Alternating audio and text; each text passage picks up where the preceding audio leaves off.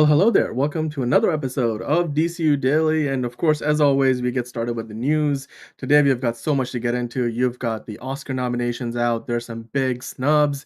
Josh Brolin has had to say a few things. He's got a few things to say about Denis Villeneuve potentially not getting enough attention or any attention from the Academy for Dune Part Two. Of course, there's some unexpected surprises. I was surprised to see the movie that got the most nominees. We're gonna get into that, of course, and there's an updated projections for Captain America: Brave New World for its opening weekend box office. We talked about it, I believe, just days ago, or maybe last week it might have been, and we now have updated numbers as we get closer to the release date.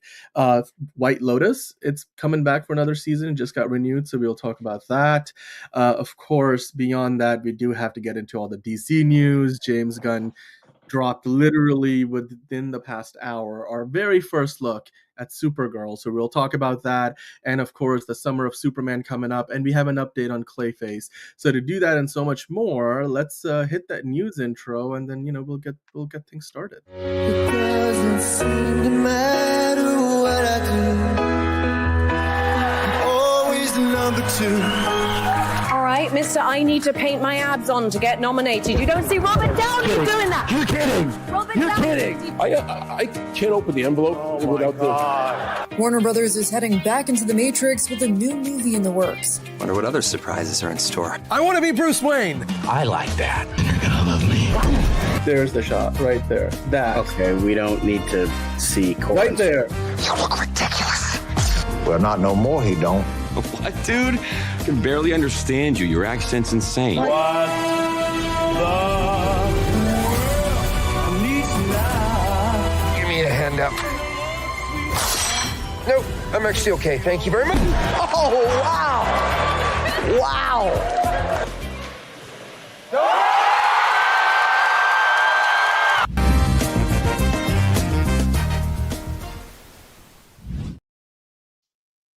All right. Well, it's time for the news, everybody. Of course, I am Daniel. We have a lot to get into. It's Oscar nominations day. If you woke up early today, you probably got a chance to check out. I think it was on ABC, as it usually is. They put out all the nominations, tons of surprises, some snubs. Some good surprises, some bad surprises. Of course, we have updated projections for Captain America: Brave New World. And beyond that, of course, we have some quick hits. There's news on Ocean's 14, maybe a director circling the drain on that one. We'll talk about that. But to do that and so much more, of course, we've got some DC news as well. So we're going to get into that later in the show. I've got with me John. How are you doing today? Just giving the people what they want.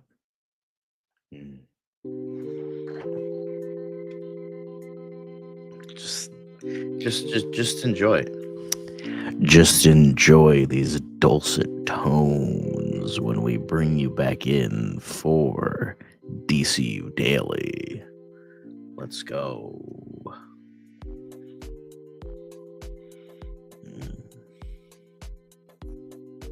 I do need to shave, though. I do need to trim a little bit because it looks a little bit wily.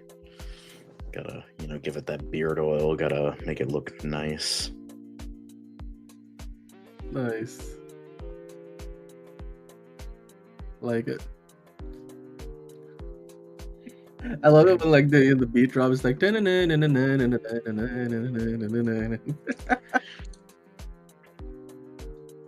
okay. All right, that's enough for now. That's enough for now. How has your day been going? It's it's going. Fucking making them panties drop, apparently, at the start of the show. Got to do what you can. Apparently. Yep. All right, well, we got a lot of news to get into, John, but yeah, let's I want to ask you, like, how what do you do on a day like this when you have an early show? Roll out of bed to get on the show. Essentially. No, I'm just kidding. But yeah, it's just weird. It's just like, oh wow. I'm hopefully not gonna be going to bed at like 3 in the fucking morning or 5 in the morning. I mean, to be fair, we didn't have a show yesterday. We didn't have a show yesterday, and I still went to bed at like 6 in the morning. So there's that. Oopsie daisy. Well, I mean, that's what are we gonna do? That's out of my hands, I'm at the we're well today there's we have a lot to talk about. There's of course, a lot of the news breaks early in the day, so we might as well get to it now. And if you guys missed the show live, then of course you can always check us out later in the day. Whenever you get a chance, you can tune this on and just sit and listen to the dulcet tones, as John likes to say. We're gonna drop it down real low, real slow. But until All the then, pimps in the let's crib, ma. Drop it like it's hot. drop it like it's hot. Well, you know what? We have, what's gonna be dropping like it's hot? Captain America: Brave New World at the box office, because now that we have updated tracking as we get closer and closer to the release, I think we're now like a good 3 weeks away. So we're within a month of the movie coming out on I think Valentine's Day weekend, President's Day weekend. So it's now tracking on the upper end of what we had talked about before. Because remember, John, we Yeah. talked about it, I believe, last week. The It was movie like was 86, right? 84, 86 to 95. somewhere So around that there. was the range. Like they had a range of 86 to 95, and 95 plus is where it's now. So it's coming up now closer and closer, and it's looking to be tracking on the higher end of that initial estimate. And again, they give you a comparison here on the graphic you see on screen, where I don't know why Black Panther is a fair comparison, because like It's a completely black different movie. guy, a black I hero, I mean, guess. I get maybe like because then maybe there's another minority led film, so then to have Shang-Chi in there, but they're just not. I don't think they're fair comparisons, because Black Panther came out with a ton of excitement behind it, and it was groundbreaking in a very different way to what this movie is going to be. Some similarities in the sense that yes, you have a black actor in the leading role, which we still to this day Marvel doesn't have as many of as we potentially like. But hey, we are getting Captain America: Brave New World. Black Panther opened up to 242 million. I certainly don't think it would be fair to expect this movie to go anywhere close to that. But then Shang-Chi came out around, in the middle of the pandemic, and it made 94 million on its opening weekend. So if you look at the scale, I mean, this kind of lands on the lower end of that. But even then, I mean, that's not bad at all. To me, I look at these numbers and I'm like, okay, you know what? Over the course of 4 days, if it can start off that well, Yeah. yes, Marvel would have appreciated 100 million, but in the past, there's been situations where if the movie does well on previews and then the word of mouth spreads and people say, "Oh my God, this is amazing, go see it," then there's been several occasions when the movie outperforms its opening weekend projections. Yeah. It is possible that it goes over 100 million, and then beyond that, it's going to depend on how good the movie is, whether it continues to do well. So, I mean, John, what are your thoughts on this again? This 95 million for the opening weekend. Um It's on the high. so okay, so I'm willing to bet, like, I'm gonna try and look at this a little bit more logistically, like biases aside, like ignoring the, reshoots and all that shit and, controversies. Let's just look at it as a movie, because remember, general audiences don't know like reshoots and all that shit. They don't care about that. So I'm just looking at it from like logistical. So it comes out on Valentine's Day. What other movies have come out that are even close to being like around like the idea of a Marvel movie? Not much. The only major movies that are coming out, that have come out in the prior weeks, that are coming out in the coming weeks, but prior weeks when this comes out, are Dogman, Companion, and Love Hurts. Those are really the only movies that are like known and have been marketed. But even then, they're not gonna do, like, one of them is like an animated movie that's like mainly for kids. One is like a Yeah. weird horror movie that's been marketed like a decent amount. And then like Love Hurts, yeah, it's got Kehu Kwan in it, but like it has not been marketed very well. So okay, so pretty much prior to what's come out at this point, when this comes out on Valentine's Day, is nothing. Is fucking nothing. And then you still have the goodwill of Marvel. To a lot of people, like, yeah, sure, it's got some bombs here and there, but like the last one was Deadpool and Wolverine, so that might be something that might carry it over. And then on top of the fact, it's gonna have a 4-day opening because of was it President's Day? It is not only Valentine's Day, but technically it's President's Day as well, yeah. It's President's basically the Day. President's Day weekend, opening It's weekend, yeah. President's Day weekend because the only other movies that like I can see here, and then it's like I the mean, look at this. Bridget I've Jones got the movie. list. Who gives a fuck about the Bridget Jones movie? Who gives a fuck about the Witcher movie? Nobody even fucking knew Yeah. a Witcher movie was coming out. So, and the only other Oh, thing is like yeah. The Gorge, which looks really good, by the way, but I think that's only Apple TV Plus exclusive. It's not coming out in theaters. Yeah. So it's like, what's the point? So Yeah, yeah, it's probably going to make a shit ton of money just because on the fact of the matter is nothing else major is coming out that like for the next few weeks. So it's probably going to make, I would say, if I were to take a guess, I'd probably say 100 to maybe 110, 115 million. I was like, oh, yeah. no way, this shit's not going to, but then I'm like, what else is coming out? What the fuck else for people that don't go to the movies a lot? Okay, another Marvel movie that's popular. Oh, Anthony Mackie, I like that guy. Oh, look, it's got fucking Han Solo in it too. Oh, and look, a Hulk. All right, I gotta go see this movie. So that's what people see because lowest common denominator. That's what it is. They're like, oh, I see these things I like. I'm gonna go see it, and nothing else. It's like, well, fine, let's go to the newest Marvel movie because Oh, there's nothing else. I mean, you look at the list, right? Like this is the President's Day's opening weekend throughout the years. When you see on the on screen here, these are the biggest movies on President's Day weekend. And yes, Black Panther holds the record with 242 million. Then you have the first Deadpool with 152. Then you have Ant-Man and the Wasp: Quantumania from a few years ago, that did 120 million. And then you have 50 Shades of Grey with 93 million. You go down Sonic the Hedgehog, Valentine's Day, Ghost Rider, Uncharted. So really, if it holds the number that it's projected at, it's going to come in right behind Ant-Man, and the Wasp: Quantumania, which isn't bad. But like you said, John, if it way overperforms his expectations, it could potentially beat that, maybe get into the third spot. It's probably going to get nowhere close to Deadpool and certainly nowhere close to Black Panther. But it's not. I mean, it's not a bad place to be. And again, in terms of what this movie is right now, expectations wise, and what a lot of people, have in terms of just reservations for the MCU overall. And the trailers haven't all been very convincing. I think the final trailer was pretty good. 95 million, opening weekend, for this 4-day opening weekend. That's not bad. I think that's not bad. It's it's now 3 weeks away, as it says there in the headline. It's 3 weekend tracking. So, we're getting closer and closer. So they went from a range of 86 to 95 to now they're saying it is going to be on the upper end of that with 95. And then over time, we'll get a more accurate estimate as we get closer and closer to, of course, the movie actually coming out. So with that in mind, John, let's move on to our next story, shall we? We do have to talk about, of course, the big thing that happened earlier this morning, as it does the same time of year every year.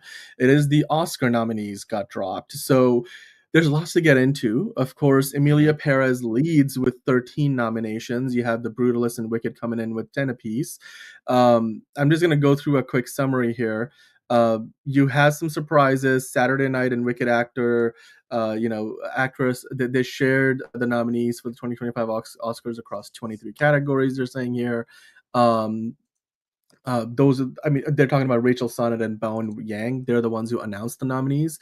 So representing Wicked and Saturday Night.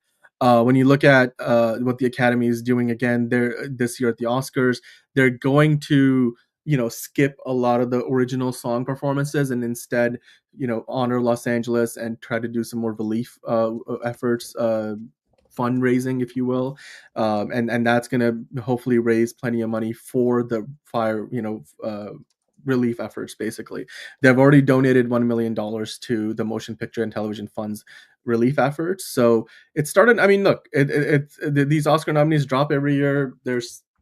There's literally like dozens of them to talk about. So we can't get into all of it. But which one stood out to you the most? Like, to me, what surprised me the most was that Emilia Perez led the way with 13. But given, I guess, the Golden Globes from, maybe I should have seen it coming, because it's been doing that across all these different awards leading up to it. That Emilia Perez, with how much now recently that it's been getting that it's like sweeping shit, that I can't imagine that it'll be like, that it leads the nominations. Now, I feel like it's really up in the air because like I mean, with the surrounding controversy and from what I know about the movie, I mean, maybe it's a great movie.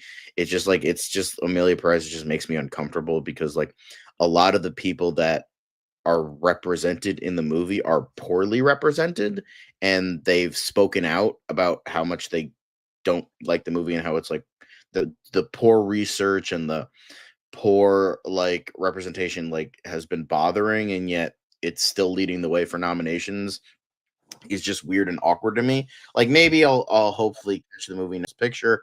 Um but it's I was always like, oh, let's see what the Golden Globes have to say, and that might lead us into something. But ever since like 1917 Lost, and I was like, oh, that's definitely an obvious one because the Academy likes period piece war dramas, and I feel like I thought like 10 years ago I would have thought like, oh, The Brutalist would fucking win easily because that's like it's got Adrian Brody, it's got a stacked cast, it's like fucking period drama. It's over 3 hours. It's all this shit. So it's like, oh, that would definitely win. But honestly, in this day and age, it's really up in the air. I feel like the Academy is like trying to be more progressive, and sometimes it Yeah. works, like with Everything Everywhere All at Once or Parasite, but then it like doesn't Mhm. work. For other nominations, like with Amelia Perez, like being very controversial and all that stuff. So I don't know. It's just like very weird and very like awkward in that respect. But the biggest surprise for me was definitely The Substance. I did not think The Substance would get nominated. It would never win, but I didn't think The Substance would get nominated because that's a horror movie, and it's not like Get Out where you can like kind of circumvent like, oh, it's not a horror movie, it's a psychological thriller, and like you can't say that for The Substance. It's so bonkers and so fucking weird. I'm like, you can't call it anything other than a horror movie. So it's nice to see that got nominated. It was nice to see that Coralie Fairgott, I think that's how you pronounce her name, got nominated as well. Although, Josh Brolin would think another person should have gotten nominated instead. But honestly, I think Denis Villeneuve should have gotten nominated instead of Jacques Audiard because it just hit the way he's described this movie and the way he's talked about his movie. The director of Amelia Perez is very like smug and pretentious and egotistical, which to be fair is up the Academy's alley, I guess, because they like that kind of shit. But I think for the most part we've gotten some really good nominations. Like I've heard, I'm Still Here is great. I've heard, Mhm. I mean, I've seen out of all the nominations, I've seen The Substance, Wicked, and Conclave, and Dune Part 2. So I've seen about four Yeah. of them. And the four I've seen are all like good to varying degrees. Personally, I think Edward Berger, I think his name was, who for Conclave, I think he should have been nominated. He should have been Yeah. nominated instead of like Sean Baker or Jacques Audiard because he did such a like. I didn't care for All Quiet on the Western Front, which is his previous effort, and yet he fucking absolutely blew me away with Conclave. So that means a lot to me. And like it's religion, so it's like that's kind of like a friction causing subject. So Yeah. Yeah. he did that so well, and everything, and it's Yeah, no, I mean, it's great. Yeah. it's all great, yeah. Yeah, I mean, I love that James Mangold, one of our guys over at DC, hopefully doing Swamp Thing. He's nominated for adapted screenplay along with Jay Cox. They're both co-wrote the screenplay for A Complete Unknown. So yeah, I mean, lots of good things, surprises even. And you mentioned of course Denis Villeneuve. We'll get into that in a little bit. But before Mhm. we do, I want to kind of touch upon the scorecard in terms of like which studios did well for themselves, which ones didn't. Um, it's always interesting to see where everything lands. I think in here they kind of put a list together on Variety for us in terms of like which studio did the best. And I was surprised to see that Netflix came out with 16, at the very top. Like you usually Don't see that every year. I think every other year Netflix will have like an unusually high amount of nominees, and then they'll get snubbed across the board. So like this year, Netflix got 16. A24, of course, is picking up in prestige every year. So 14, you get Netflix and A24, two studios that you wouldn't count as like one of the big studios at the very top. And then you go below that, you got Universal with 13 and Focus Features with 12. I believe Focus Features is like part of Universal. So technically that's all NBC Universal with 25 total. Mhm. Then Searchlight, of Movie course, has a lot, but Mhm. just based on the substance, Six. movie has got This fucking 6.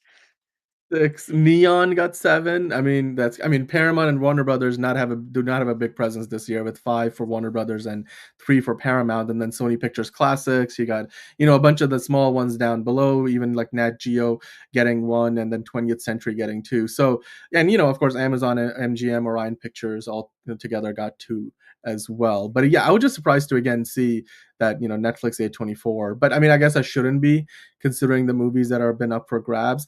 Now, speaking of surprises, John, let's quickly switch over to the Denis Villeneuve conversation from earlier, because, of course, amongst the snubs and surprises, that's what we talk about every year, is like, who got snubbed? What's your surprise nominee?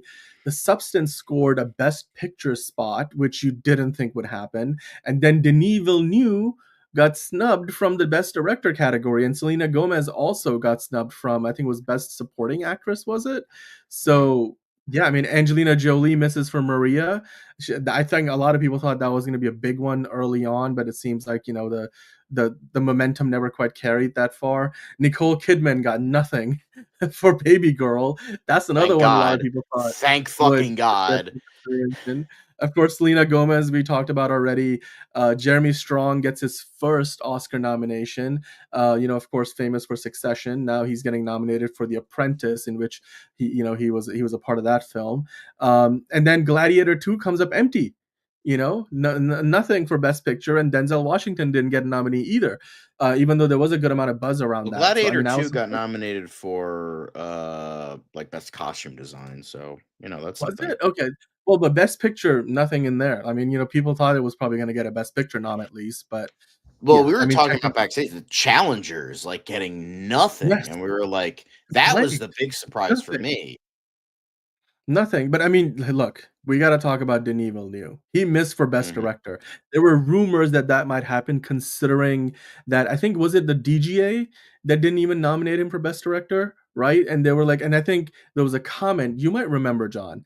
Josh Brolin said that if Denis Villeneuve gets snubbed for Best Director at the Oscars, he might have to retire from acting. So guess what? It happened. Denis Villeneuve is not gonna get even considered at the Oscars for Best Director. He's not nominated. He's certainly not gonna win. And so Josh Brolin has come out in his defense, saying things like, "It makes no sense. The movie is even better than the first, and that he deserves it." And I don't know if he means this or is this just in jest, but he said, "Apparently, I'm going to quit acting because Denis Villeneuve didn't get nominated. This is just how this thing works. It makes no sense to me." John, does it make sense to you that Denis Villeneuve didn't get nominated for Best Director? Um, it's I want to say it's surprising, but it's not because he didn't he get nominated for part one? Did he or did he Oh, not? did I he? don't. I thought he got snubbed for that at the Um, time too. but if I don't remember specifically, but it's just I think he should have been nominated. I think he's a great director, and Dune Part Two is a great movie, considering the fact I did not like the first one very much, and the No, he second one didn't get is nominated for the first movie either. Just so Best I Picture feel nomination. okay. If that's the case, that's kind of So, bullshit. It's yeah. it's like what it kind of was. I feel like what Dune Part Two should have been. Maybe you know what maybe he'll have a third chance because he is directing Dune Messiah, so maybe that'll even though Dune Messiah is considered a lesser book than the first one, so maybe Yeah. they'll give him that because the similar thing kind of happened with the Lord of the Rings movies. Each movie got nominated, and Mhm. and then the first two got snubbed, and then they finally gave it to Return of the King, and they're like, "Wow, fantasy movie won!" And I don't know if Peter Jackson. I'm pretty sure Peter Jackson won for director. Usually, that's how it is. Like, wins for director is the same one who wins for is the same one who wins for the best picture. So, yeah, I think he should have gotten it. I think it was a great movie, and I think he deserves it over some of the other ones. But you know, it is how it is. Maybe he'll win for Dune Messiah, because that's set to start filming in 2026, or is it set to come out in 2026? I don't remember. No, I But think it's I want to say it starts filming in 2026. So, yeah, because remember that's the reason why we thought that Greg Fraser, who left the project, would be able to do the Batman Part 2. So, yeah. No, I think it starts filming. But hey, it's crazy, and it's kind of hilarious though that Josh Brolin's like, well, I guess I gotta retire because like he didn't get nominated, so I gotta follow through on the promise that I made. I'm like, well, sucks for you, Josh, and maybe we dodged the bullet there with Green Lantern because if he actually does retire. But hey, there's that. So let's keep the ball rolling here, shall we? Okay, so before mhm. we go to the next story, it's a little preview there. I think we need to switch the graphic because it's time for the quick hits, everybody. So, John, why don't you hit that music for us, the Bossa Nova elevator, and we're gonna get into some quick hits. Hell yeah. Hang on, I gotta scroll down because you have a million clips here. There we go.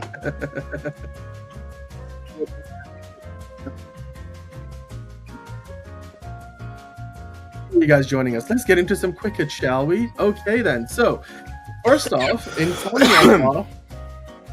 All right, Insomniac boss Chad Durzin on the Wolverine game. He just said that we have to be like Logan today, remain very stoic until it's time to pop the claws down the road. As much as we have pent up excitement, we got to hold on to it, John. Does it surprise you that this? I mean, this game is in development. Clearly, he's like, we can't give away any details until the time comes. Are you excited for the Wolverine video game that's coming out? Nope. I can't play it Cool. because it's gonna be pretty sure it's gonna be exclusive on consoles, and I don't have any of the newest consoles because I don't really like consoles that much anymore. They're okay, but I play on PC. And after Insomniac royally butt fucked Spider-Man 2 and its development, I have no hope for this game. So, yeah. Sorry, Wolverine. All right. I don't have a ton I don't have a horse in that race. But hey, you know what? One thing we now have confirmation for is that, Bucky's arm is not only made out of vibranium, but vibranium is waterproof, and apparently the arm is dishwasher safe. Thoughts? Fucking stupid and typical Marvel bullshit jokes. It's hilarious because it says, watch out, Namor. Water can't stop Bucky. I'm like, yeah, because of course, that's a fair fight. Anyway, clearly the Winter Soldier. Remember Namor? Good times. Good times. Oh, yes. I mean, he's supposedly going to be back for the next movie. Speaking of coming back, The White Lotus has been renewed for season 4 at HBO, John. Excited? Interested? No, because I don't watch the show, but I'm excited for the people that do watch the show. So congrats, guys. You got season 4 for White Lotus. But I don't care because I don't watch the show. All right, cool. Okay, well, you know what? I'm looking forward to the next season because this show just keeps getting better as it goes. Another quick hit, so, back to the Oscar nominees. Emilia Parris star Carla Sofia Gascon? I don't know how to pronounce the last name. But she basically becomes the first openly trans actor nominated for an Oscar. Thoughts? Are you excited? To me, this is great news. Again, better representation. Okay, I don't know. I haven't seen the movie. She could have given an immensely amazing performance. I don't know. It could have been the most dog shit performance ever. I don't care. I kind of want to see her win just for certain people to abso-fucking-lutely lose their goddamn minds. Like, that's literally, like, I mean, I know that's kind of mean. Like, if she wins because she gave a good performance, awesome. That's great. Like, I'm happy for her. But it would be extra salt in the wound to certain people that if she wins, that would be nice. That would be nice to see. I know that's like probably a dick move to say or think or anything like that, but you know what? That would be nice to see. But I hope that she gets it based on merit, and if whoever does get it, awesome. deserve. I think Cynthia Erivo deserves it, and I think Demi Moore deserves it as well. I haven't seen her, so I can't judge. But you know, I'm an asshole, so like that would just be like, just seeing all the people crying and wailing about it. It would be nice to see. Certain people, I love this. But anyway, no, I mean, look, she's gonna be in a very competitive category. You just listed off like 3 other names who are all deserving of the award too. So we'll see. We'll see where the Oscar goes. Maybe it'll be a surprise. I think she's definitely an underdog, but we'll see how she does. Speaking of underdogs, do you know who's not an underdog anymore? Timothée Chalamet is no longer an underdog because now he's become the youngest 2-time Best Actor nominee since the great James Dean. Of course, James Dean earned his 2 nominations posthumously after he died at 24. So, Timothée Chalamet, I don't think has any plans of quitting anytime soon, but he is nominated for A Complete Unknown. Does this surprise you that he's on this track to become one of the actors of a generation, or are you just like, this is expected? I'm happy for him. I think he. I mean, it's great that he has them while he's alive, unlike James Dean, who unfortunately passed away before he can, grow into possibly his prime. But, happy for Shamalama Ding Dong. He was great in Dune Part 2. I can't judge A Complete Unknown. I haven't seen it, but I'm sure it's a, great performance, and I'm happy for the man. And I think he's really talented. Like, I know my dad hates him, but like, I think he's talented. Yeah, I mean, look, it's another packed category because he's competing against Adrian Brody for The Brutalist, who's getting a lot of attention. Of course, that movie's got quite a few nominees as well. You've got Coleman Domingo in there. You've got Ralph Fiennes, Sebastian Stan, all of them. For The Apprentice. A lot of competition. I mean, I would say he's definitely one of the favorites, but he's got others to contend with. Now, of course, talking about favorites, the Ocean's movies are some of my favorite heist movies. They're some of the best heist movies, period. And David Leitch is now in talks to become the director, to get into the director's chair for Ocean's 14 at Warner Brothers. John, are you excited to potentially see David Leitch take this on? I might have to watch the other 2 movies now because I've only seen the first one. I know Ocean's 12 isn't good, but I've heard Ocean's 13 is pretty good. So this would be awesome. Let's just hope it's better than Ocean's 8, because that, from what I heard, that was dog shit. So, Ocean's 8 David... I don't know if it was dog shit. I think it was definitely not as good as expected. But I think people they have. So here's the thing: what are they gonna do? Because Ocean's dead. Like Ocean's 8, they confirmed he's dead. So did he just fake his death, or is he like, or it's like gonna be his would it son surprise you? Would it surprise you? I wouldn't surprise me. I know. I'm pretty sure George Clooney and Brad Pitt are both coming back. Maybe even Matt Damon. Obviously, a few of the actors from the original movies are no longer with us. So they will still have to bring in. Maybe they will bring in Danny Ocean's sister. What's the name? Who plays her? Speed. Sandra Bullock. Sandra Bullock. I'm just blanking on names today. Sandra Bullock is going to be in there, I'm sure, because they got to add up to the 14, right? It's like the poster is going to have 14, headshots all around the number 14 or something. But David Leitch, look, he directed The Fall Guy, Bullet Train. He knows how to do this kind of thing. Something fast paced, a little bit of comedy. It's a movie, these movies, I think the Ocean's 11, it's so smooth the way it just you could fly through it. You don't feel the runtime.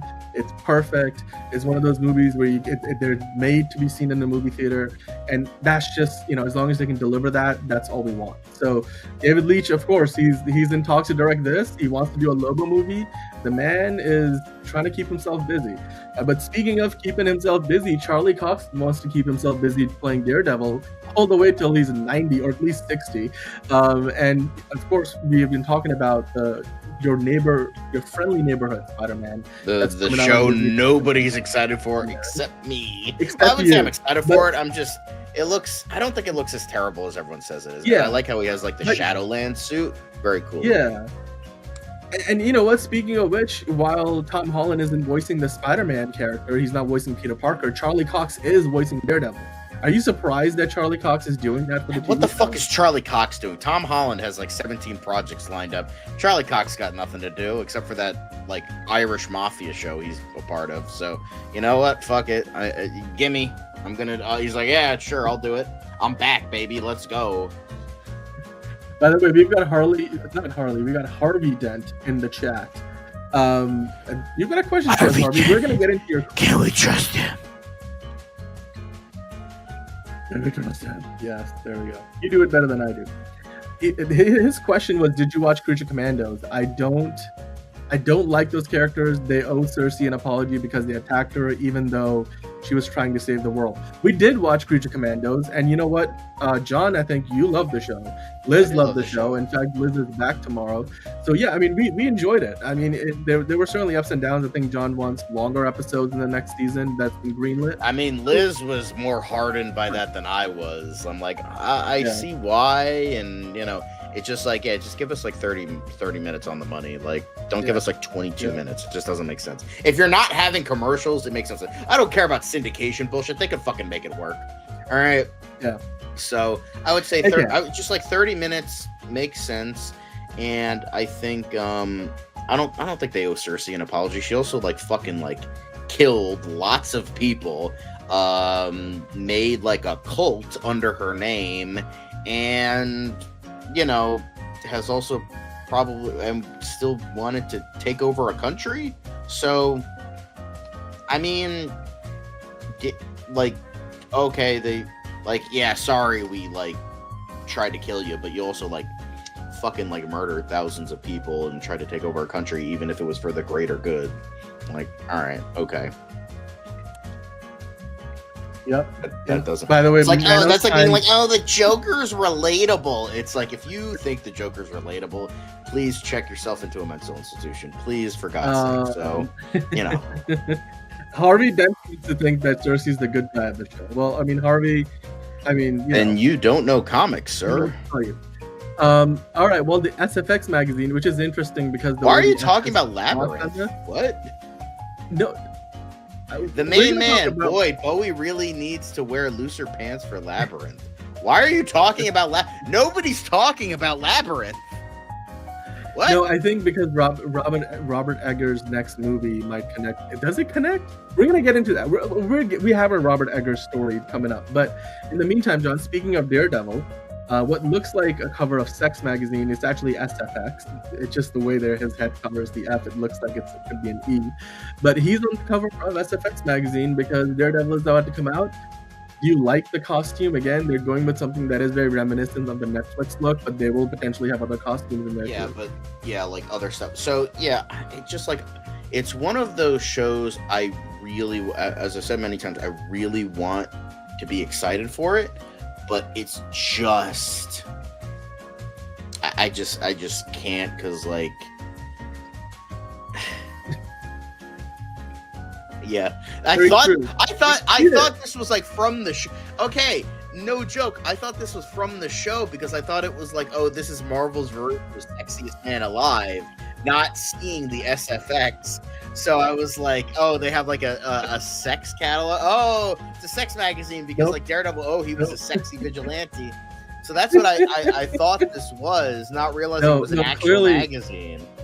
No, isn't like Ant-Man that like supposed to be like the sexiest man alive or something like, I don't know. But like, I will say I like the suit. I like how the horns look. I like I did like a little bit from what I see. I didn't like the fight scenes; they looked terrible. But a lot of people are saying it looked fantastic. But I mean, you know, it hits everybody differently. I just don't like the haphazard editing. Well, we'll see. I don't you like know, how Daredevil portrayed like that. It's literally coming, dude. It debuts in pretty much a week, right? Like, because isn't it? No, not a week. The magazine comes out in a week. And then the Spy comes out in a week. Daredevil comes out in March. So if you want to get just a cover, it's gonna be, you know, on. Thank you, Manolo. He's like, I don't trust Marvel writing either. I enjoyed the Netflix show, but we'll see. Exactly. You know, Benedict Cumberbatch was very surprised when he heard the announcement that Robert Downey Jr. was coming back as Dr. Doom, and he texted Kevin Feige saying, "What the fuck?" And apparently they won't even face off until Secret Wars. But you know what? Then he quickly added to that. He said, I texted him, "What the fuck?" And then he quickly added, "Good, what the fuck?" I mean, you know, good, what the fuck. So It's not like he's like, oh yeah, I can't believe RDJ's taking my spot again. The Moon Man just left Nah, me. it's just like, I think it's funny that it's just like, oh yeah, the man can text Kevin Feige. Like, that shouldn't be surprising because, like, obviously they would, but it's just like, yeah, I texted the biggest, like, studio head that's, like, known by name to even the most general people. So it's like, that's damn, all right, makes sense. But like, I like the fact Daredevil. I mean, if that's what horny looks like to you, I don't want to see what like stoic looks to you. Yeah, you know what? We're gonna keep on going. Yes, Benedict Cumberbatch. You know what? Doctor Strange will face off with Doctor Doom eventually. Nosferatu director Robert Eggers to helm the 13th century werewolf movie for Focus Features. Focus Features, of course, has multiple nominees at the Oscars this year. Nosferatu is still in movie theaters, but you can also watch it at home. And now we know Robert Eggers' next movie is going to be about a werewolf. John, what do you think about this one? I think this is great. It's interesting because he did admit that his next movie was going to be like a medieval epic. He also wants to do a Western. He wants to do like another Gothic movie. So he had like a bunch of ideas in the woodwork. And my headcanon is he was set up to do The Knight. Like, The Knight was his medieval epic. Like, it's about a knight in like, Middle Ages. And I'd like to believe that he was like, all right, cool. My next movie is gonna be The Knight. Can't wait. We're gonna do medieval. It's gonna be great. Officially my next project.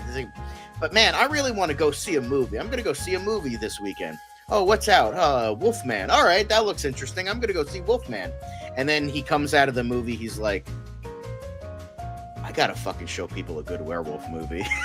So I'd like to believe that he only is making werewolf his next movie because Wolfman was so bad that he's like, all right, I gotta show these motherfuckers how it's done. I gotta do a werewolf movie next. He did a vampire movie, now he's gotta do a werewolf movie. So he's like, all right, I gotta do a werewolf movie now because Lee Whannell clearly doesn't know how to direct one. So, that's my headcanon. Dude, I love I'm it. looking forward to Love it. the man. If there's anybody who can do a good werewolf movie, it's Robert Eggers, and I can't wait to see this. Of course, 13th century. That's like right. Got nominated for best cinematography, so that's good. He did. I mean, deservedly so. Well, let's keep the ball rolling here. Actually, you know what? That was the last quick hit that we had. Because when we do keep the ball rolling, we're going to be moving on to the DCU daily portion of the show. But before we do that, of course, as always, let us know in the comments down below what you thought about the quick hits today, all the different pieces of news.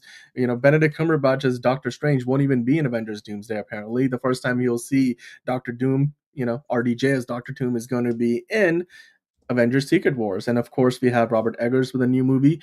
There's a new season of White Lotus coming up, and there's a lot of surprises, at the Oscars that we got into as well. And of course, that horny cover of Daredevil in SFX magazine, that is. So let us know down below in the comments what you thought about that. And of course, hit that like button while you're at it.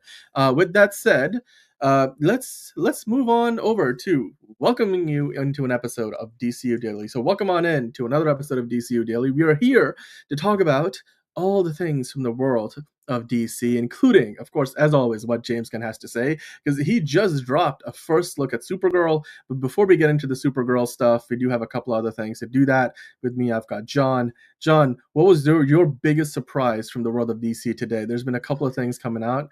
What surprised you the most?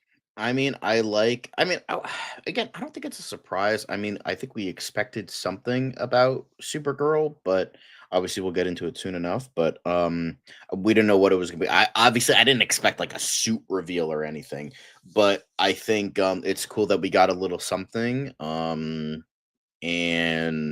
yeah, just like confirming small things here and there. But like, it's a movie I want to be excited for. I think it has enough going for it that it could be good.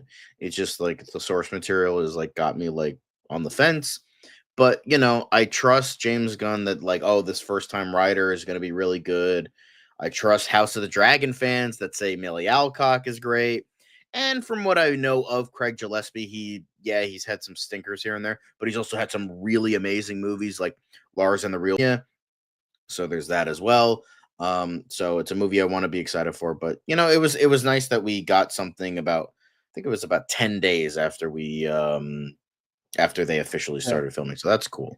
That's great. And we're gonna get into that in a little bit, but before we do that, we have to talk about, I think it's Clayface. We got an update from James Gunn on Clayface recently. So you sent me this link earlier, and let's get into it. So James Gunn recently revealed that the fate of Clayface in Creature Commandos may not be quite what we thought it was. He said that the reports of Clayface's death have been greatly exaggerated. He is quite mushy though. So I mean, Okay. again, spoiler warning here for anybody who hasn't seen Creature Commandos all the way, John. But would you care to explain what James Gunn means by that? I mean, it's like nobody's ever really gone.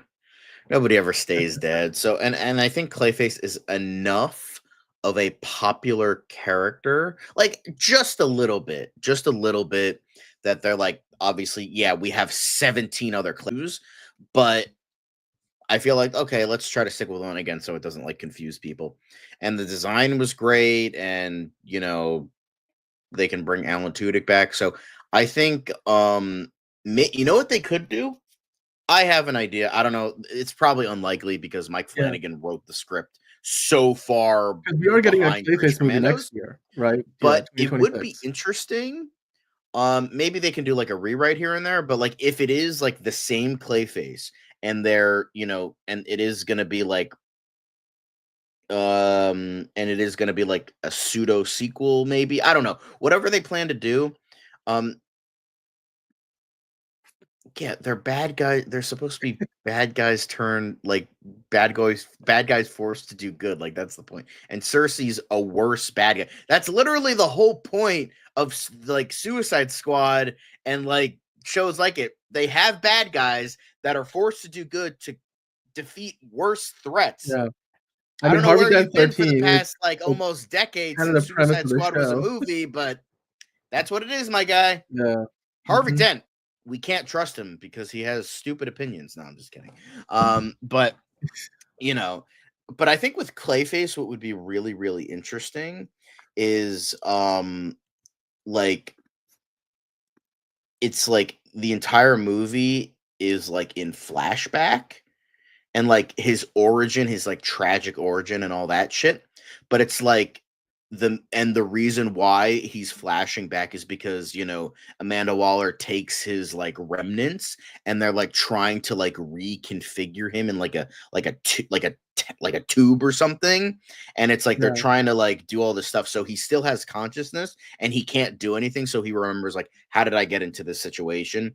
And it's like this tragic sort of thing that could be like a cool like device to see, like, oh, they're incorporating what has happened in the DCU with this character already, but they're Yeah. still doing their own thing. So it's like, I think that could be a cool idea.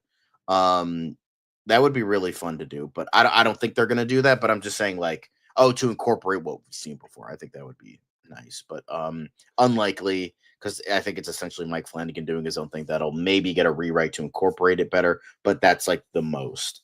Um,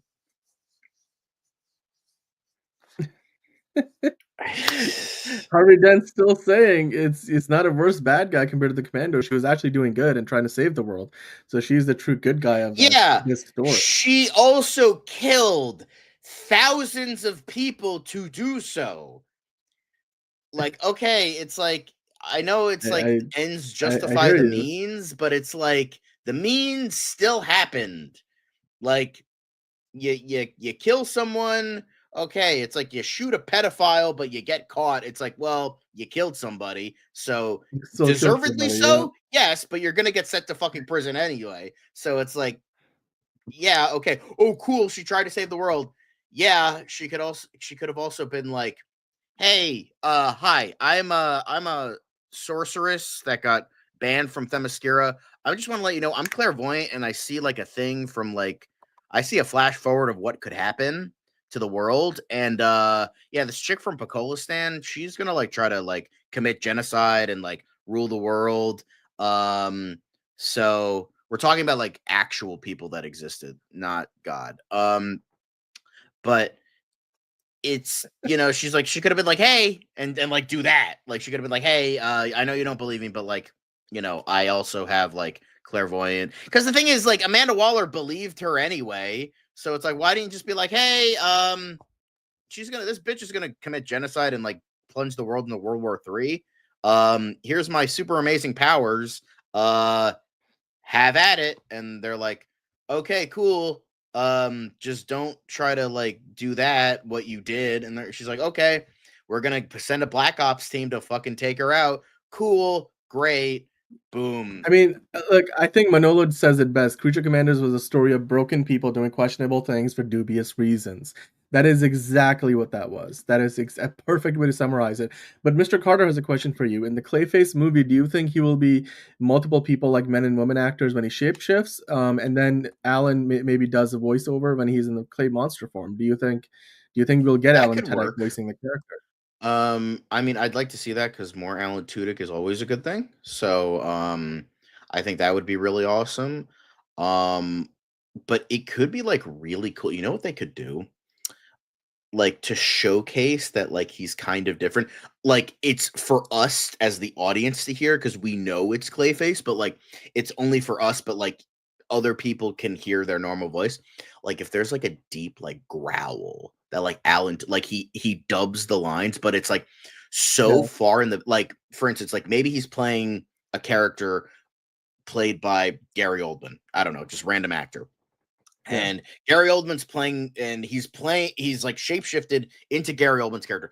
Gary Oldman like plays the character, he performs it, but Alan Tudyk says all of his lines with the same like mannerisms and cadence and all that, but it's like deep within the throat. So it's almost like this like small growl where it's like, oh, you can tell something is off, but like you can't like discern it properly. Hence why, yeah, that would be maybe in like the 90s. But to like showcase that like, oh, it's slightly different. You can hear something's off, but like not totally, and you could tell it's like not the same person. So I think that would be really cool to do like Alan Tudyk dubs, but like you can't hear Alan Tudyk because you can just tell like, oh, something like do something with sound design and like make it so that it's that. I think that would be really awesome. Yeah. I think This question, I think, that's a good Manasam was like, question. since you haven't read Women of Tomorrow, he was asking me the question. I mean, look, I haven't finished it either, but let's see what Mano says. He says some would argue that the main character from the comic is Ruthie and not Kara. Do you think this movie will have the same feeling, or will it be Kara first and Ruthie second? I think you will firmly see, Kara Zor-El be the lead. It's her movie. She's in the title. Even though, yes, that's what Yeah. was in the comics too. I think as a filmmaker, Craig Gillespie and James Gunn and everybody involved are going to make sure it is ultimately Supergirl's story. Even though, Ruthie is going to be a big part of it. I mean, John, I'm pretty sure you probably agree with that take. Yeah, I agree. Like, I think Kara is going to be like the main focus. We're going to see her story because, like, comic, I feel like you could do more experimental stuff.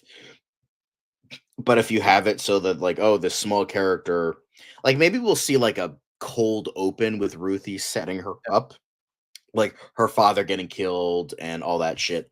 But then it leads into Supergirl story. So you have the setup of the main story, but then you go into like the more Supergirl driven aspect that wasn't in the comic. So yeah, it's Woman of Tomorrow is essentially True Grit. Like it's a space western, which is pretty cool.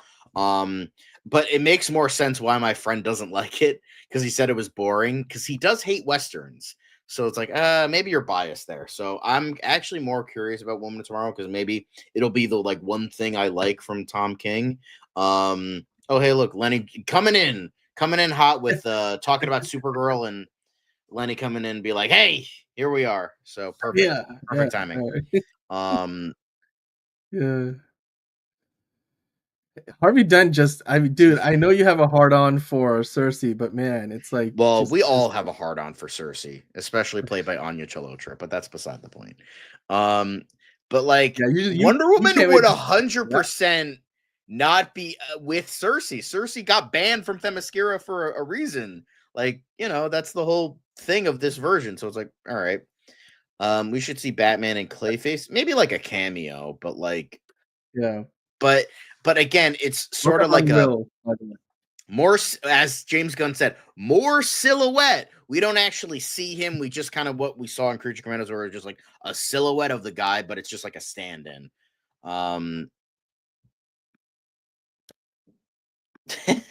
That's fair. That's true. That's Good true. point, JB. But like, shh, Yeah. don't tell Tom King that. Hey, my friend is not lame. Do not call him lame. I will ban you immediately if you call him lame. I trust him with a lot of stuff. So, don't Well, call him lame. let's keep on going here, shall we? So speaking of James Gunn, he posted this image yesterday of Superman, and he wrote out in his post saying, "A fantastic way to celebrate the summer of Superman. Many thanks to Dan Slott, Mark Waid, and Joshua Williamson, and artist Jorge Jimenez for lending their talents to this project. Summer of Superman Ew, special drops gross. Dan number one." Slott. Sorry, I had to. The first of which will drop on April. Is it? Yeah, April 16th. So it looks like there's a big comic book run coming up this year that's going to coincide with the release of the new movie. The first thing that when I sent this over to Fiona was like, she texted me back, "Look at the bulge," and I was like, "Oh God!" Like I didn't want to draw attention to it. But yeah, I mean, there you go. That's Superman. I mean, the logo is more classic than the one that we're getting in the movie, but this is going to be the comic book run while we get the movie coming out this year. Manos Time saying that art does look beautiful. So yeah, I mean, I agree with you there. I mean, yeah. The figure drawing saying, "Sorry, your friend's taste in comics is lame. He may be a saint, though." Well, there you go. Nobody's perfect. I mean, John, what do you think about this I think artwork? figure And of drawing course, needs to shut the fuck up. I think that's what it needs to do. I'll ban your ass. I will abuse my power. Go suck a dick. Anyway, I think this is awesome. I think mainly like Mark Waid and Joshua Williamson, that part's cool. From what I read of Dan Slott, Dan Slott, I don't think is Tom King levels of bad at DC, but it's just like I just like don't. I mean, to be fair, Dan Slott made Screwball. I don't know how good that is, but but I know I've heard his. I mean, I've heard his run of Superior Spider-Man was pretty good. But it's just like Dan Slott's not, Tom King levels of bad, but it's just like I can't get into him either. I just have not liked his Spider-Man stuff. So, but I do like that's fair. if Superman doesn't have a big bulge, I don't But I want do, it. Mark Wade's great. I mean, the guy's an asshole, but like he's great. And Joshua Williamson, I love his Flash run. So you know what? Hell yeah, I'm ready for Summer of Superman. Nice. I'm ready for it too. It's again just coinciding with just the release of the movie, everything that they can to kind of piece it together and kind of build up the hype around the movie Superman. And again, really the start of a new DCU. That Creature Commandos was like a soft launch. Superman is really what would get it going. And if the movie is great, then the DCU will be off to a great start. Now, with that said, John, we got to move on to the main story that the people are here for, shall we? So let's talk about Supergirl, right? So the movie has now been in production for about a week, a little less than a week, actually. About a week ago. About a week ago. Yes, actually, yeah, it was Monday. Give me the 13th. date. Exactly Monday 10 the days 13th. ago, yeah. Exactly 10 days ago. So with that in mind, today James Gunn gave us a first look at Woman of Tomorrow. It's not the suit, but it is something that comes pretty close because it does give us an idea of like maybe what the logo is going to be like, maybe even the colors of the suit potentially. So here's the image. Now I'll read off what he said, and then we can kind of dive into the picture and kind of just digest the heck out of it, or what's the word? Like we'll over speculate through all the different little tiny details. But James Gunn basically put the picture up, and he said, "Thrilled to see cameras roll at Warner Brothers Studios Leavesden on Supergirl." And not only is he thrilled, he also is really proud of the team. He said, "With Craig Gillespie at the helm and the phenomenal Millie Alcock as our Kara Zor-El, Craig brings an incredible sensibility to this story, and Millie is every inch the unique Supergirl envisioned by Tom King and Bill Keys, who was one of the artists on the original Supergirl Woman of Tomorrow comic, and of course Anna Noguera, who is the writer of this movie. John, what do you think about A, what James Gunn had to say, and then B, again, this first look at Supergirl? We're really just getting the logo, which we expected would be similar to the Superman crest, and it Mhm. is. But then, of course, you're seeing Millie Alcock here, from behind. This is also in line with a lot of those first looks where James Gunn likes to give you the backs of people's heads. It's almost like I want that face back app. I forget which TV show or movie that's from, where you take a photo of somebody's back and it then tells you what their face looks like. It's like we need that for this, because it's like the Peacemaker helmet. We got the back of the Peacemaker helmet. We got the back of what looked like Joel Kinnaman or somebody from that Peacemaker behind the scenes photo. Now we have the back of Supergirl, like Kara Zor-El, Millie Alcock, probably in the makeup chair. But then you have the logo there, of course, so we know that Mhm. is Millie Alcock. What do you think about this picture? Great. I mean, we can already see that there's the bar in the background. It looks like a bar because that's like the whole basis of the story. So that makes sense. At least that's what I'm guessing. But yeah, it's definitely pretty awesome. And we kind of got the confirmation It's of the other guy. It's the other guys. That's how they solved the crime. It's like, how did you find out what he looked like? I used the face back app. I'm a peacock, Barry. You gotta let me fly. um yeah, but and then they confirm that she's going to be Right. using the same crest. Obviously, I know like people were like because they weren't sure, like, oh, maybe it might be like so traditional, might be the S, might be not. All right, let's. I can be the dirty one. Nobody else can be dirty here. Anyway, um, but we do get the Oh, confirmation. We yeah. get kind of like a grittier looking like super crest logo, so that's pretty awesome. Mhm. Yeah, I like how they're going to be showcasing that Supergirl is definitely a darker character. Um, yeah, like as Manos just put it exactly how I was going to say. It's like it's kind of like that cool spray tip painted kind of like I don't know if it's just for the chair or if that's the logo, but yeah, I like the kind of spray painted look, and it's like kind of like a deeper like burgundy, like that works. Um, no, I'm not giving Cersei apology. She committed genocide, so fuck her. So I think Supergirl is a really great character when done right, and I'm looking forward to some of the aspects of Supergirl Woman of Tomorrow. Not everything, but some of them. And I think it could be warrant a pretty damn good movie. Yeah. Yeah. I mean, the comments now just getting out of hand. Bane will break you. I guess Gunn likes to do it from behind. You know what? We Good don't news need for to Jennifer speculate. Holland. You know what though? I did look closely at this logo, and if you guys look at the thumbnail for today's show, if you look closer and you kind of up the brightness, not only is it the red S and you got a little bit of a outline around it, and there's like a drop shadow to it. You can see that on the inside, it's got like this bluish hue. So that certainly is different from like the yellow that you would usually expect. Now, of course, that it could be because that's just the way they're doing this with the marketing. It's a grittier look at it. But we did speculate before we started the show, John. Do you think the Mhm. suit in this movie is going to feel more Kryptonian? It's going to be like a version of the Superman suit, but that feels more like this is, something that Kara literally got from when she was still on Krypton, versus Superman, where his suit might have, been different or changed up because it's on Earth, Yeah. and like maybe it's not the original Kryptonian suit that he arrived with, or maybe he obviously was a baby, so the suit that he has wasn't one that was made on Krypton. Like, of course, in Man of Steel, the suits are all Kryptonian, so like there's a design philosophy that is then I'm matched by the flashback sequences. I'm very unsure of like if they're doing the homemade thing for Superman or not.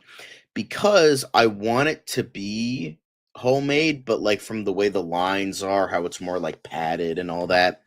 Um that it doesn't look homemade, but also at the same time it doesn't look Kryptonian either. So I'm willing to bet like it was kind of like a little bit of both where it was homemade and like in the fortress and he has like a kind of like that machine in Spider-Man Far From Home where he makes his second suit. Um I will in a second.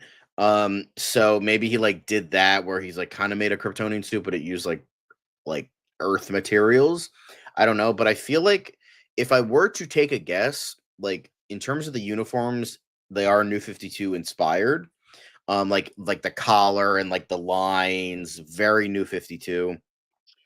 So if I were to take a guess, we're probably going to get something like the New 52 suit for Supergirl, where it looks more like Wonder Woman's suit, and then it has like the shoulder cape, which I love. I love Supergirl's cape in the New 52. I don't like a lot of New 52 designs. That one I like. And it has the weird boots without the knee in it. I don't like those, but like if I were to imagine, because that was like the whole thing with Supergirl's character, is like it was supposed to be like a Kryptonian warrior outfit, and that's what I imagine something like that is what I assume she's going to be wearing. Now, I would prefer to see the skirt because like it's just so iconic at this point. But if they don't want to do the skirt, I can see them doing that as well. But whatever they do, I think she's going to have like I feel more Kryptonian vibe to her suit than yeah, no, I mentioned that. That's probably going to be the bar scene. That it's probably going to be more Kryptonian vibe. And then so some of the aspects I was saying, like I like the overall like idea of like it being like a space western. Yeah, that could work. I like the idea of it being a space western, how it's cosmic, how we're getting a Supergirl that's a darker character. And all that. So I like those aspects. I like the concept. I like, it's like kind of like a True Grit type of thing. Yeah. It just, Tom King leaves me worried. Anna Noguera being a first-time screenwriter has me worried. Craig Gillespie, he's a pretty hit or miss director. So it's like I'm kind of on the fence. Similar with Lanterns. It's just like I like a lot of the aspects of the show. Like I love Kyle Chandler, Aaron Pierre. I like the idea it's taking, influence from True Detective because that's a great show, all that. So, bro, just fucking stop. Like, just stop. Like, it's not even like funny anymore. Like, it's just please stop. I think figure drawing was trying to calm him down. Like, and I was like, I get you're like trying to be like cute, but like it's like now it's just not funny anymore. So just please stop. But yeah, I think so Supergirl and Lanterns have their, have their things I'm worried about, but like I want to be excited as they were on a rock, so in the book they didn't have. That's true. I mean, Lenny, you'll know better than me. You read the story, so I will try. You know what? This weekend I'll try to read it. I will try to find some time to read it, and now Lenny can stop yelling at me for not reading it. So, but I like the idea of like. I mean, yeah. I like the idea of her wearing the suit the entirety of the movie, because it's like that's like Clark is Clark. He's Clark Kent. He's in human garb a lot of the time because he identifies as human. But having Supergirl wear her suit, her uniform throughout the entirety of the movie showcases. All right. That's not entirely a bad point. I think practicality wise. Okay, like also Power Girl has a giant boob window. Like that's not exactly it's comics, for God's sake. Like, come on. Really? Are we really going there for practicality reasons? This is like, oh, it's impractical for someone who flies. Guess what? It's someone who's flying. That doesn't exist in real life. So like the fuck are you talking about? But yeah, I it's I have my I'm not a nagger. I can make a joke right now. I'm not going to make a joke right now, but I think like Supergirl, I want it. I want to be excited more, but I'm just kind of like cautiously optimistic. I think that's good. I don't think so. I think that's just Millie Alcock wearing. It's just like she's wearing like a leather jacket. It could be from the. I mean, honestly, to me, this doesn't look like a bar. Lenny, I'm gonna read it for you. Like I know you don't. I know you say you don't care, but you care. So I'm gonna read it just for you. Yeah, but I mean, look, the idea that Lenny suggested earlier, that hey, this suit that Superman has in the trailers might not be the suit that he ultimately has by the end of the movie. The movie only takes place over the course of a few days, Superman that is, and that's what James Gunn said. So it would be surprising to see the suit change throughout the movie. Even in Man of Steel, they didn't do that. I mean, it's only in like a movie where you have an origin story where you start off with a really rough version of the suit that you truly see it change. So it's possible, yes, but I'm not really sure about that. And I wouldn't necessarily mind if the suits for Supergirl and Superman are slightly different. If one feels more Kryptonian than the other. But if they do match, then they match, and I'm okay with that too. It just will depend on, again, what their take is with the story here. Um, Lenny saying, "Please don't read it for you, mate." Main man is very cold in London. Yes, I you know don't what? It's want to just read it cold for in- me. If I want to It's like read it 20 for me, I'm degrees. never going to read it because I don't give a fuck. Yeah, it's cold everywhere. It's cold in Canada. It's cold in London. It's Yeah. cold How Connecticut right cold is it now. here? Yeah, Hang on. and then I'm going to JB look up girls, the weather right now. Sour or Power Girl. It's about 29 degrees here. Feels like 20. Interesting. It's even colder where I am. I'm in Jersey right now, so it's even colder here. Yeah, Damn. that's a good point. But you know what? Hey, Millie Alcock at least has like one thing under her belt. You know who didn't have like anything under his belt when he started to do a superhero? Christopher Reeve. And look how that turned Or out. David, and even So David Cornsweet, other than some HBO Netflix shows, he hasn't done a big movie. I mean, he's been in Twisters, but his movie credits are pretty scarce. And even Henry Cavill hadn't been a big star when he got cast. So, and Daniel Craig wasn't a big, movie star when he got brought in as James Bond. There's plenty of examples out there where you can clearly step into a role and be a breakout. I mean, Mark Hamill was a non-commodity before Star Wars. Yeah, Harrison Ford, wasn't even super huge. He did Indiana Jones and stuff, but there's plenty of examples out there. So I think it's going to need to be a good story, well told, that's uniquely different from what we've gone before. And I think as long as they do that, Millie Alcock can do it. She's got all the talent in the world. And James Gunn trusts her. Craig Gillespie, they cast her because they trust that she can carry a movie of this scale. So, yeah, I mean, you know what? You put your trust in those guys and then see where we go. I'm sure Millie Alcock's doing a fantastic job on set right now. Figure drawing saying, "John, be like Drago from Rocky 4. I fight for me."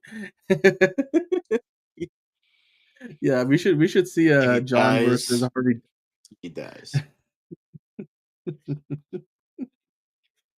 JB, you are doing. JB is just going off. Woman of Tomorrow is a better story than the entire Benoist Supergirl story on CW. That's a very low bar. That's like saying the shit I took last night is better than the shit I took the day before. All right. Doesn't mean anything. Yikes. Plus, oh my god. Manos Time saying, plus how can they be big stars if people don't give them the experience to improve or show that what they can do? Exactly. Chris Hemsworth wasn't a big star before Thor. Chris Evans had done stuff, but he wasn't nowhere near as big a star as he is now after doing Captain America. Robert Downey Jr.'s career was in the drain before he became Iron Man. There's so many examples out there all across the board where you see people who come out and have breakout roles. And I would expect that if Millie Alcock were to succeed as Supergirl, it would be because Supergirl is, the Woman of Tomorrow is a breakout performance for her. And she's already been in one of the biggest shows on television in House of the Dragon, to the point people wanted them to go back to the younger version of her character because they were like, no. Why did you just skip a bunch of years? We want Millie Alcock back.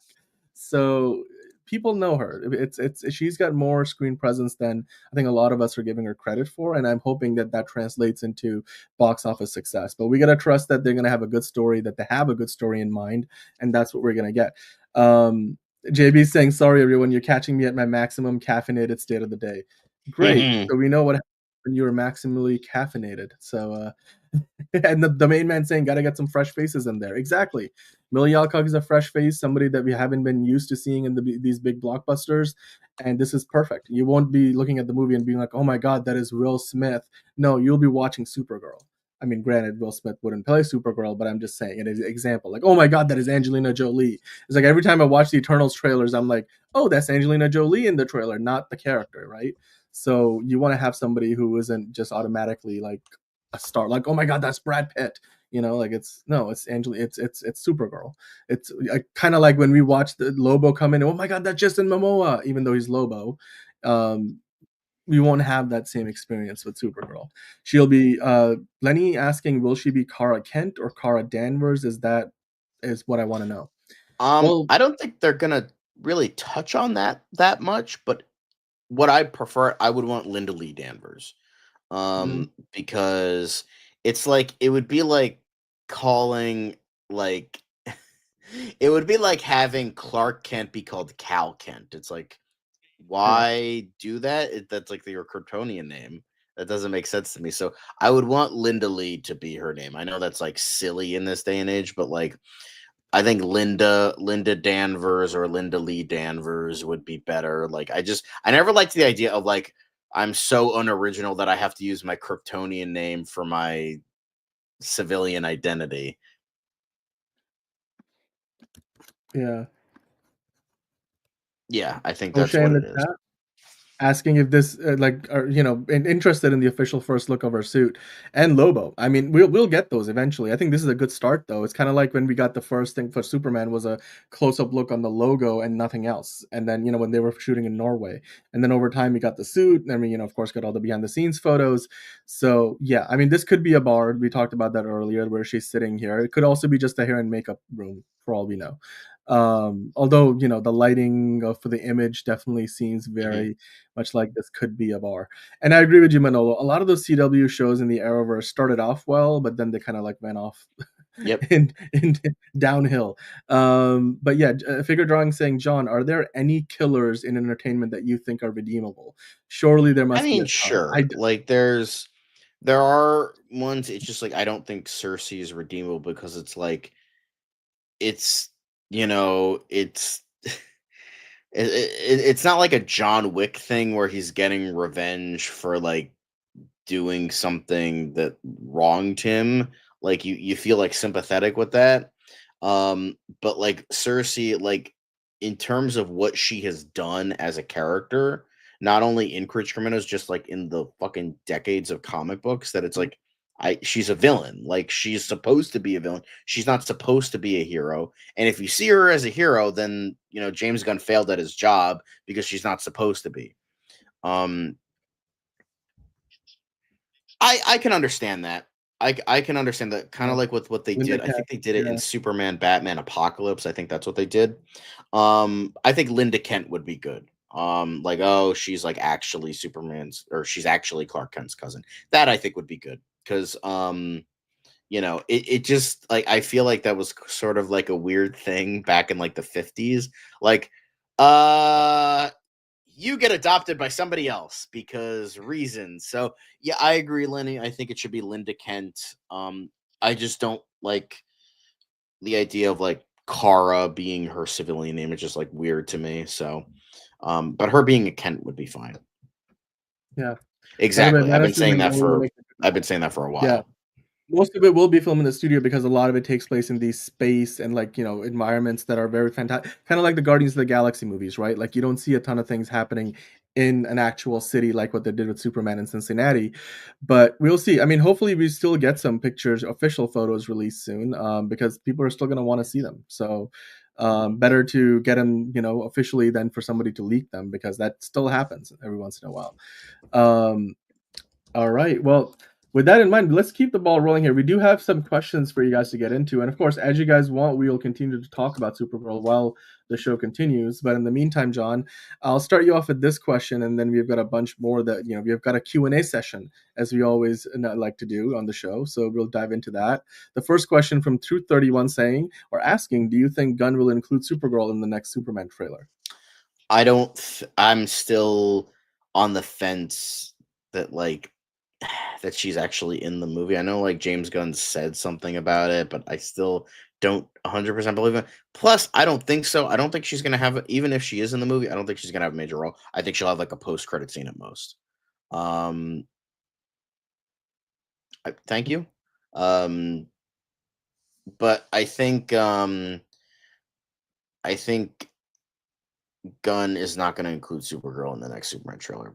Short answer, longer answer. I don't. It's just like That's I don't probably think she's something gonna we have a say. substantial role. I mean, I'll be proven Yeah. wrong. Like, I wouldn't mind it, but it's just like I think it would feed the fire of the people that are like you're including too many characters, and I think James Gunn should avoid that. And I think it should just be, post credit scene and that's it. So yeah, I think that's the most we're gonna get. I think, in terms of like cameo things, he wants to avoid cameo stuff, so maybe she has a substantial role, but I don't believe it. Um, but yeah, I think yeah, I just don't believe that she has a substantial role. Might be proven wrong, but I personally don't think so. Um, in terms of other ones, what do you think about the main continuity of the DCU so far? Projects like Sergeant Rock make some scratch their heads, but some are still curious. It's an interesting grab bag of shows and movies. Um, like especially the stuff that's been confirmed, like Sergeant Rock and Teen Titans, quote unquote, even though James Gunn has not specifically confirmed those himself. Um, so I think it's an interesting, I mean, we've only gotten one show, and it's pretty good because it's like it's a set universe. It is a veteran universe. What about the lanterns you read but never talk about? What do you mean? I don't know what you're talking about. Anyway. Sorry. But yeah, next question. How old is Katana going to be? Like I don't think she's going to be included anytime soon. I would imagine like maybe late 20s, early 30s. She'll probably be around like maybe around the same age, maybe a little bit younger than Batman. Yeah, that's about it. No, Ray Palmer, Ryan Choi. Plus, like again, that's from like Zack Snyder was like gonna go with like the Atom, the Ryan Choi Atom. So it's like, try to avoid that. Stick with Ray Palmer. I know we got him in Legends of Tomorrow with Brandon Routh, but like Ryan Choi isn't like a bad character. It's just like,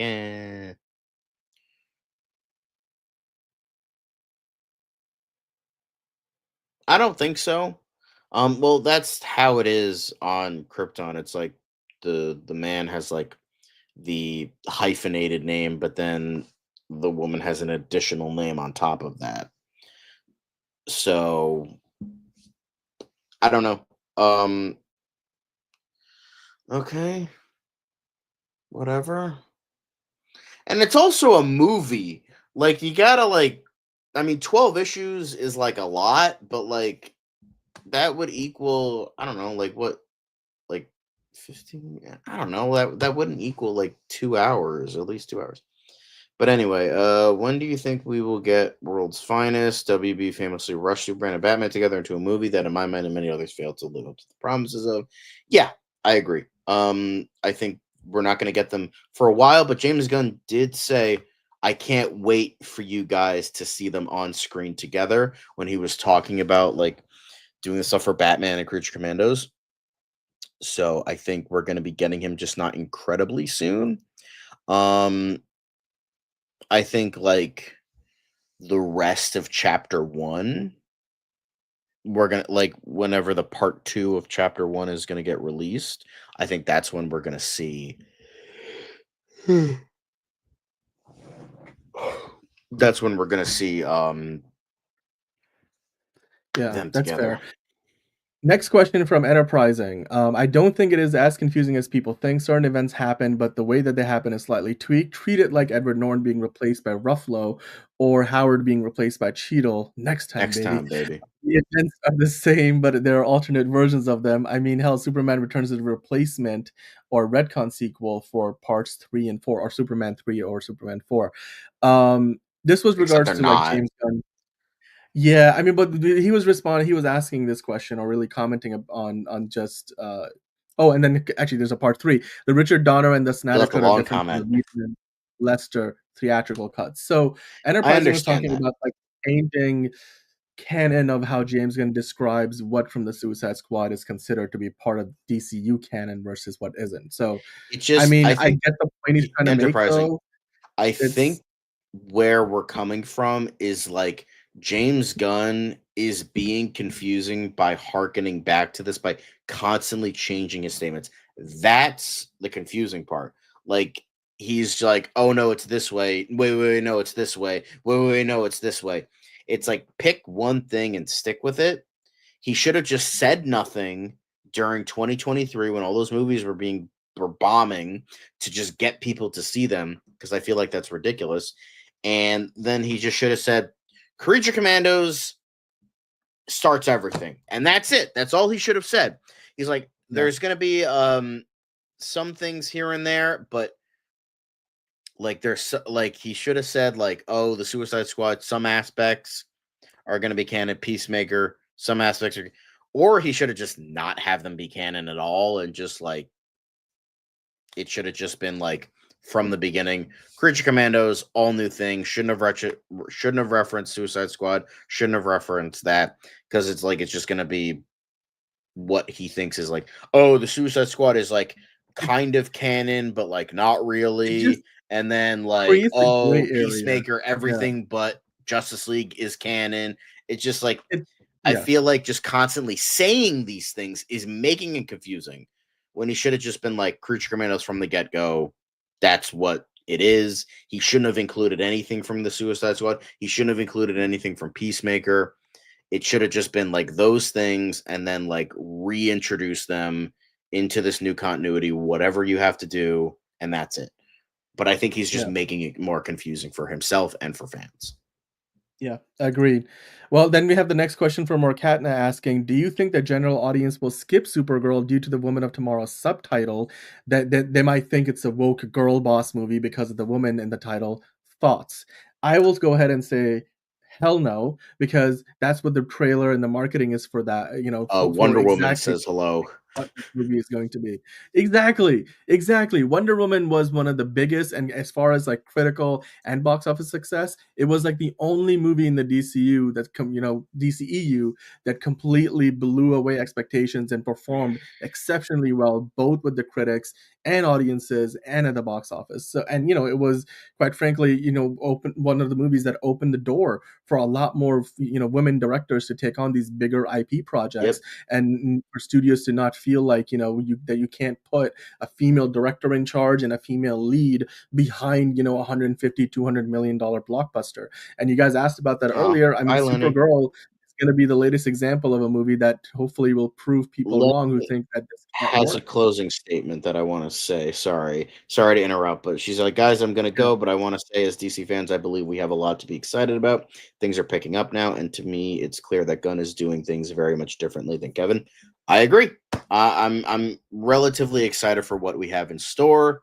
Not excited about every little piece, but that's kind of good because that means I'm not a lapdog for James Gunn, and I could see like when he makes like a mistake I don't care for, then I could be like, you know what, I don't like this. But that's like the good thing about like this whole thing is like you're not supposed to like everything, every little aspect, everything is perfect. That's not how it is. So I think we're going to get certain things for certain demographics that a lot of people are going to like, but in under different umbrellas. So it's definitely an exciting time. But yes, yeah, sorry, I wanted to mention that really quickly because I very much agreed with that statement. yeah. Casey's saying, I'm gonna make a movie so woke, people will glaze the shit out of it, and it will make a billion. Thanks, Casey. Um, Caleb saying, I think they should have just done a full reboot and kept the actors they wanted to keep. This sort of, again, it's a gray area with what James Gunn is doing. But again, John, what do you think about this? Do you think the general audience will skip Supergirl because it's a woman of tomorrow? Just I make mean, a I good think that's a movie. strength of the movie, not a weakness. I Yeah, think I think they just need to make a good movie. Like, and yeah, once they, I mean, sure, you're gonna have the sexist dickheads that are like, that are not gonna see anything because any movie that has vaginas in it because they fucking hate women. Like, obviously, you're never gonna get those people, but they're assholes. So who gives a fuck about them? But if you do have like the crowd of like, oh, woman of tomorrow, what's this? I think most will be convinced by a trailer or set photos or something like that I think that's what like it's. I don't think it's just like because of the title. I think they might judge it if it's the case, if it's a trailer, but I don't think from what has been Yeah, described in this project, I don't think that will be the case. I don't think it's like going to be yeah. like a woke thing. So I don't think. I mean, that's so far removed from my, frame of that's right. mind thinking about this movie that it's not even something that I'm concerned about. Like honestly, I think the movie will have a lot of positive momentum behind it because Superman will help create that, and then the marketing for it will be fantastic. And look, you can tell a great, amazing story about a powerful woman, or multiple powerful women going out there and having a good time, like what Woman of Tomorrow, like she sets out to celebrate her 21st birthday by trying to get drunk and by going to a planet near a red sun. That's fantastic, and then it ends up and turning into a whole adventure. You're gonna have Lobo in there. There's so much to love about this movie. I'm really, really excited for Supergirl Boom. on many, many fronts. Yes, exactly, that's all you need, the compelling storytelling. Just tell a good story. With that said, let's move on to Manos Times question. He said, he or she or they, I don't know if you're he, she, or they, Manos, please clarify in the chat. But the question was, do you think it's a good idea to start with Wally West Wally or West. Barry Wally Allen West. to Do introduce the Wally Flash? West. It makes so much fucking logistical sense to have Wally West. I've said this many times before. Barry Allen is tainted now because of the fucking dickhead that is Ezra Miller. Then you also the fact you had Barry Allen for 9 seasons of a show, plus 1 season of a show back in the 90s. 10 seasons of shows, two shows all together in one. Like you have that for Barry Allen, and you have tons of animated movies and shit. Wally West hasn't gotten the light of day since the Justice League animated show. I don't think, unless he's like Kid Flash. He fucking died in Young Justice, so you know. I think Wally West, and the thing is, the people that are going to see these movies now know Wally West because they either grew up reading him in the comics in the 80s and 90s and the 2000s, or they watched the Justice League show, which had Wally West, even though he was kind of like Barry Allen and Wally West combined, but he was still Wally West by name. And as we know, Lex Luthor has no idea who this is. But, Wally West makes too much sense. He has more stories to take from, more modern stories to take from. He's an overall more interesting character. He's in the minds of people. More people know of the Flash as Wally West. That's what we know him as. I think that's that, and Dean Lorey confirming Wally West was in the background, so that gives me hope that he's the actual Flash and not like just Kid Flash. But Right. yeah, give us Wally West, and then give us Bart Allen as Kid Flash. And then, yeah, Wally West just makes way too much sense. Get a really good actor, get either an unknown or a kind of well-known. But yeah, Barry Allen they need to take a break. They don't know what to do with this character. Ezra Miller was grossly miscast. Grant Gustin had 9 seasons. Jay Garrick, nobody gives a flying fuck about. He's from the 30s and 40s. Nobody cares about Jay Garrick. I like Jay Garrick, but nobody cares about him. But yeah, Barry Allen needs a rest. He needs a break. Let's give Wally West a turn. So please do that. Yep.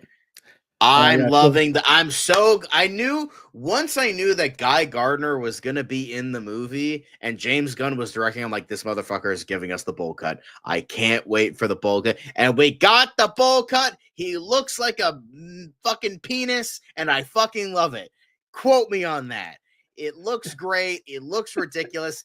And it's like, James Gunn, he's like, okay, my best friend Nathan Fillion is going to be in a movie. I'm going to put him in a bowl cut that makes him look like a penis. Like 100%. Like I would do the same fucking thing. I'm like, hey, yo, buddy, you're going to be in my movie. I'm going to make you look like a dick. And he's like, all right, fine. It's perfect. I love it so much. JB saying, do you think we're going to get any product placement in the new DC universe? Hell yeah, we will. Of course, they want to make money. They want to. We will. I can't wait to see what we get in Superman. Who are the other two? Yeah, and that's a genuine question because I know Apollo and Midnight are gay, but who are the other two LGBTQ characters? I'm curious about that. Yeah.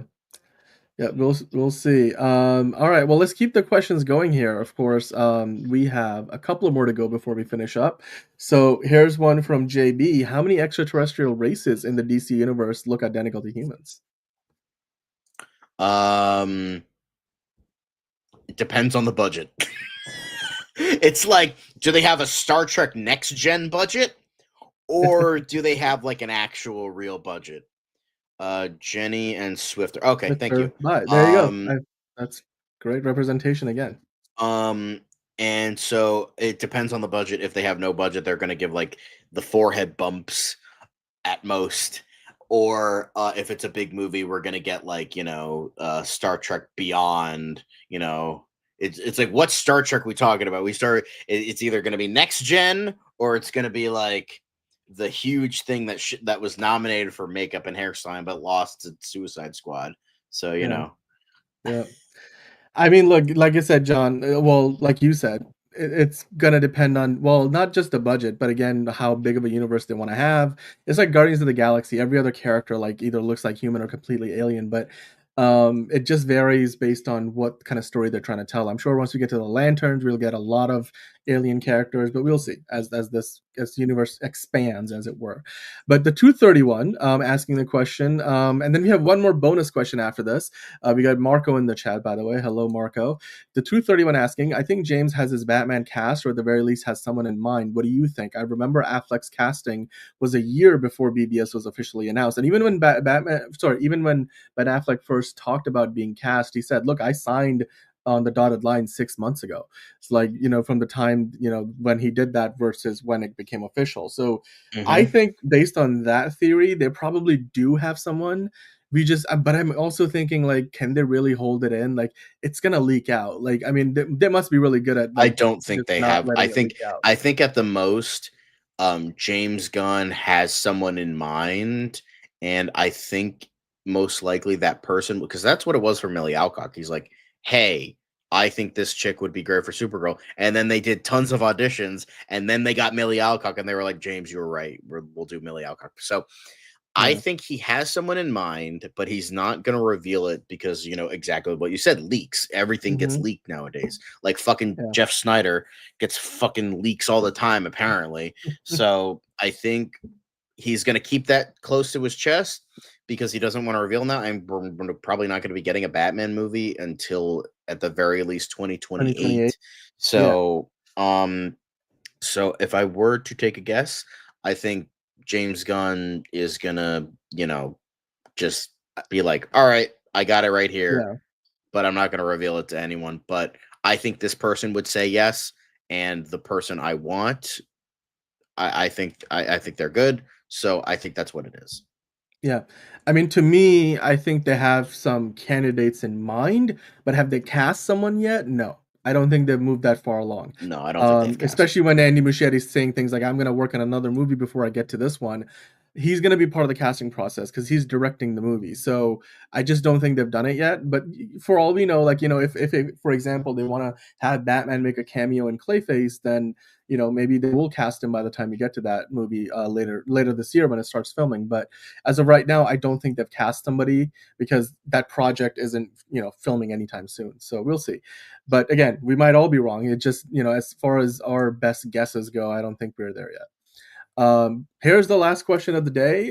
Marco Ramos, who dropped in the chat a little late, but he's asking, when do you guys think we will have the first suit reveal for Supergirl? Now that we have this picture out, we have our first look. When do you think we get our first look at the suit that Supergirl will be wearing in the movie? I mentioned this a couple days ago. I don't remember which day, but I think if we're going by logistical sense, we got the suit. We got like the suit reveal. I don't know. At least we got the behind the scenes photos for Superman by at least like June, July. I'm gonna say July, and that was March, April, May, June. That was 4 months into production. So if that was the case, I'd probably say we're probably gonna get something by May at the most. But I'm gonna say let's go with like April. I would say March or April if we're like being nice. May at the most, March at the least. Yeah, I mean, I'm given that there's like you said of the timeline. I don't know if the timeline's gonna be the same. It's not gonna be the I same. wouldn't. I'm just like, that's what we have. I just think like, look, with them filming this movie right now, they're all unlike with Superman when they were filming that, there wasn't much else going on. By the way, good comment by KC there. Um, Now that they're promoting Superman and while Supergirl's filming, I think when you get into February onwards, the focus is on Superman. So maybe, like you said, the earliest we get it is May, maybe April. But if they can hold out on it, if this is going to be mostly shot in a studio and they're not worried about people catching glimpses of it out in the public, then maybe they can hold on to it for as long as until Comic-Con, dude. Like maybe that's the first time we get a first look. Because I just don't think they want to take the attention away from Superman. Like that's the next project that's up. So yeah, I think for me, they could hold off as long as, the Comic-Con this year in late summer. JB had a follow-up question to his earlier question asking about would Robert Pattinson actually get huge if he ended up in the DCU? Well, um, I don't think he's gonna change his workout routine all that much because A, I don't think he's ending up in the DCU, and B, even if he did, I mean, he probably will have an armor suit. You can always give him a bodysuit. I just don't think Robert He's not Pattinson gonna at be in the at DC. I'm 40 just gonna say this. wants to He's do not that. gonna be in the DCU. He's not. Yeah. He's not. So yeah, but good question, JB. I mean, I just don't think he wants to do that physically, and then we just don't think he's gonna end up in the DCU. There was speculation, but I just don't think we're gonna have that. Yeah, and then as far as you guys talking in the chat about maybe we'll get the Batman Brave and the Bold before even the Batman Part 2 comes out. Well, we'll see. Maybe James Gunn announces that the script is ready tomorrow, and all of a sudden, we've got a new Batman in a couple of weeks, and then off and running. But it's just tricky to see if they were to put out two Batman movies in the same year in 2027. So I do think, regardless of what happens at this point, that the Batman in the DCU, Brave and the Bold, is probably not coming out until at least 2028. But hey, you know what? The suit reveal, I'm sure for Supergirl is coming out soon. But today we got our first look at Supergirl. I mean, there's Millie Alcock right there. If you are somebody who has a version of that Faceback app from the other guys, maybe you could take a picture of this and know exactly what Millie Alcock looks like. Maybe she's smiling while this photo was taken. Maybe she's at a bar in this scene, or maybe this is from one of the hair and makeup rooms with very moody and dramatic lighting. So we know that the logo of the suit at least looks very similar to that of Superman. So a lot to glean from this one. But hey, it's been another great day in the world of DC, in the world of course, movies in general. We have the Oscar nominations that came out today. We talked about that earlier in the news and quick hits. Of course, as always, we love to bring your questions into the chat. So thank you so much for sending on those questions, and all your comments are appreciated. We had Lenny in the chat earlier, Manolo, Marco, Manos Time, Antonio, Hunter Iggy was here. Harvey Dent was here, the main man. My dream in orbit. He's so hype right now. We're getting a new Superman and Supergirl movie. It feels good to be out of the dark times. Yes, my dream in orbit. Hi.